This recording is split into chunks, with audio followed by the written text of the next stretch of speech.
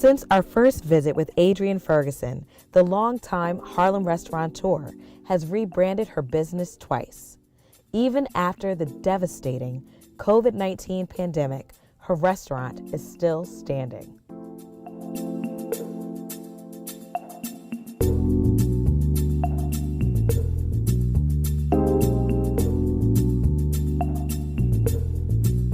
In the beginning, the restaurant was called Billy's Black, then rebranded as B². Hello, Adriane.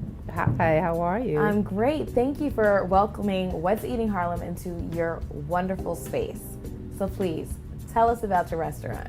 Oh, wow. It's been a journey. It's 16 years, so this is actually my second interview with What's Eating Harlem. So I know that you guys have been keeping up with us and what's been going on and changes and growth and, of course, post-COVID. It's Sweet 16. Sweet 16, yes. So let's talk about it. We're talking about B². Now, we've been with you and we've seen the evolution. Tell us about the evolution of B². The restaurant originally opened 2006, known formally as Billy's Black.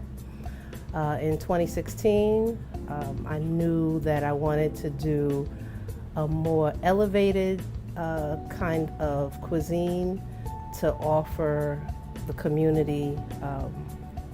And I decided to renovate, revamp the menu, hire a Beard award-winning chef. So yeah, we have been rolling along still up to now in 2022, and the food now is more of a seafood fare as opposed to when it was Billy's Black, it was soul food. So to my surprise in coming up with this, there was not one seafood restaurant in Harlem. There was not one? Not one, not in 2016.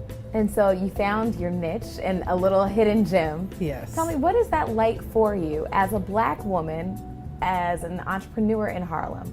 What is that like?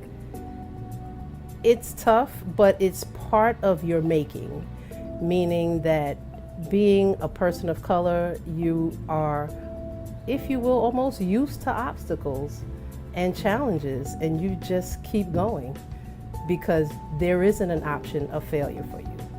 So you have to have the tenacity to just keep going. And while we talk about your perseverance, what types of obstacles did you face and how did you navigate your way through? A wing and a prayer. Literally, a lot of times you kind of assess the situation on what your true capabilities are, and you keep moving according to that. What's next for you? Oh, what's next? I'm looking to expand. Right now we have the new Speakeasy, which is the room that we're in now. It's called Room 623. It speaks to jazz, it speaks to tradition, old time music, prohibition, if you will, all over 100 years later, so to speak. And elevating the need for musicians to be recognized in their craft. So we have a space that really lends to artists being able to create and share and keep jazz alive. And why is jazz so passionate to you? Why are you so passionate about jazz? Jazz is reminiscent of Harlem. I mean, you can't have a place in Harlem that doesn't have jazz. Well to said. Me, I mean, I'm born and raised in Harlem. It's part of the culture of America, if you will. I mean, it truly is a instrument, no pun intended, of life. You know, you cannot thrive without music in any culture. And jazz speaks to American culture. It speaks to Black culture. So yeah, this is what it's supposed to be. I love it. I love the decor here. As soon as I walked in, I said, oh my gosh, I love the salon. Transported. Instantly, instantaneously transported. And before we venture into the jazz music and all that dwells within, I really want to go back and talk about the food. Tell me about your menu. The menu is superb in the sense that we have created meals, appetizers, if you will, that speak to just enjoyment, pure enjoyment. I mean, when do you really have a chance to go out somewhere and you say, I want that because I had it or somebody told me about it, because of literally how it tastes. So it speaks for itself. And that's the greatest joy of having a restaurant, that people actually enjoy what it is that you're presenting. Well, if there's one thing that we all can use and need in this world, it's joy in our lives. And so I want some of your joy in my life. Let's go upstairs and have some of that good food. All right, let's go. All right.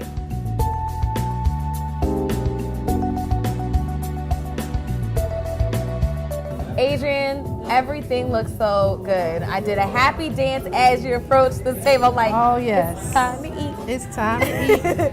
Okay, so tell me what we have here. Okay, so this is the star of the show. This is our catfish strips that we've literally had on the menu from day one. So this is 16 years of good eating. Next we have our duck buns, which are duck confit, which is a shredded duck. We have carrots and cilantro.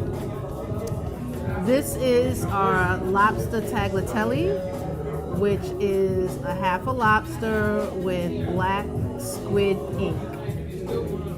And it's with a lobster cream sauce. So yeah, this is the reason I had a happy dance. I mean, everything looks so good, and it's kind of like, where do I start? Ooh-wee. And the colors. Well, you have to start at the beginning. Okay, here we go.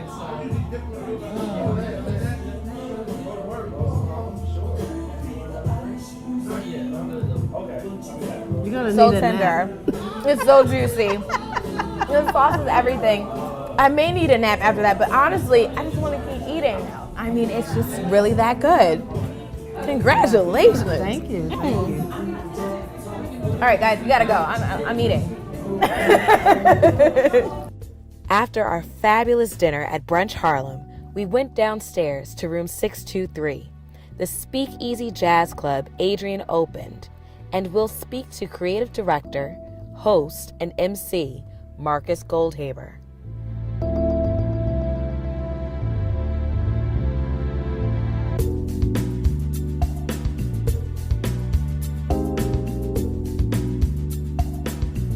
Hi, Marcus. So Hi. Please tell me about your experience as the creative director and host of Room 623. Well, it's a role I have grown into out of an idea I had to revitalize a lot of the late night experience of live jazz that I experienced as a musician when I first moved to New York. And so when I first met Adriane at the end of 2018, I was really looking to create a space that would support this positive, immersive jazz joy that I used to hang out at and kind of live around a lot when I first moved here. And that slowly I just started to see it disappear over the past 20 years. And so when I met Adriane and then discovered this space down here, I knew this was going to be the home for it. And so it started to grow and build, and you say, well, let's try this and let's try that, and then all of a sudden a weekly gathering of some colleagues that I had worked with throughout the years, and now it's bringing in people and audiences are coming, and all of a sudden now I'm overseeing this growing garden of healing and just beautiful community energy. So it's been a very organic process. If I was coming here for the first time, what could I expect to just blow my mind? I think that the first thing that you feel is positivity when you walk in the room here, and it's through music, it's through jazz, and through generosity and that common ground that we all can find there, that people first experience. And I think that's what would first touch you when you walk in the room, and that's been our goal from day one. You know, it's like if I'm gonna sing a song that was been performed 500 times, 5,000 times, it was written 100 years ago, the first question I ask myself is, well, why am I singing it? What am I gonna bring to it? So if I'm gonna start, you know, again, it wasn't necessarily a jazz club at the very beginning, but it quickly became that, and I was constantly asking myself, well, what are we gonna do that's different? What's missing? What do people really want? And what's gonna provide the most healing? Marcus, in his own right, is quite the performer. I don't mind the afterwards when lovers get much closer, as long as I keep falling down with no weight on my shoulders. Will you tell me a little bit about tonight's performance? Absolutely. It does not get much more rooted in jazz history than when I say the name Sheila Jordan. We're very lucky to have Sheila here. She's a jazz legend on so many different levels. And I've known her for about 5 years. We've been able to get to know each other a little bit more, and it's her stories that she's sharing with me anytime we're together are amazing, like beyond amazing, because she's telling me stories from the 50s and the 60s and the 70s. She's telling me stories about clubs in Harlem that definitely don't exist anymore, and that nights that used to start at around midnight and go until 4 or 5. So it's a real treat to have it all come full circle, to have her here tonight.